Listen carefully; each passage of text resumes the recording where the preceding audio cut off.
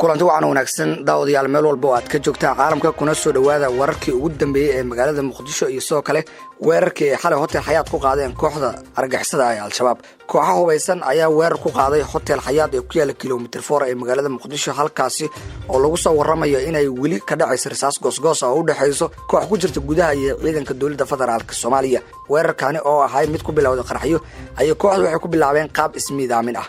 kooxaha hubeysan ayaa weerarka waxa ay ku qaadeen labada albaab ee hotelka. weerarkan oo wali ka socda gudaha hotelka ayaa waxa la shaaciyay qaar kamid ah dad ku dhintay iyo sidoo kale dad ku dhaawacmay. waxaana ugu horeeyay dad ku dhintay weerarkani ganacsade Cabdiraxmaan Xasan Iimaan oo ahay milkiilihii hotelka la weeraray iyo sidoo kale Sheekh Maxamed Baabili Abdi Haadi Maxamed Sheekh Ibrahim Raage iyo Yusuf Barrow. sidoo kale waxa la sheegayaa inay ku dhinteen dad gaariyo ku dhawaad 10 qofood balse dadka sida rasmiga loo xaqiijiyay ayaa waxa ay yihiin intaasi. sidoo kale waxa jira dad ku dhaawacmay weerarkii ay xalay kooxdu ku qaadeen hotelkaasi waxaana ku jiro Nabadoon Bootaan Axmed gudoomiyihii hore ee baarlamaanka Galmudug Cali Gacal Casir iyo sidoo kale Daahir Cagadahab. dhanka kale isla wararka Muqdisho ayaana wali ku guda jirnay hoobiyaal geystay qasaaro ayaa waxa ay ku soo dhaceen degmada Xamar Jajab ee magaalada Muqdisho. wararka naga soo gaaray degmada Xamar Jajab ayaa waxa ay sheegayaan in tiro hoobiyaal ah ay ku soo dhaceen nawaaxiga isgoyska booliisiga iyo xaafadaha ku yaal.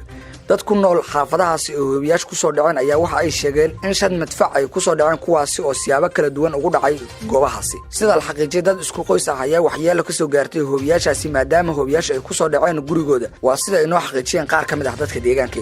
ku dhawaad 10 ruux ayaa ku dhaawacmay waxaana dadkaasi dhaawacyadooda hadda daadgureynay ciidanka booliiska Soomaaliya.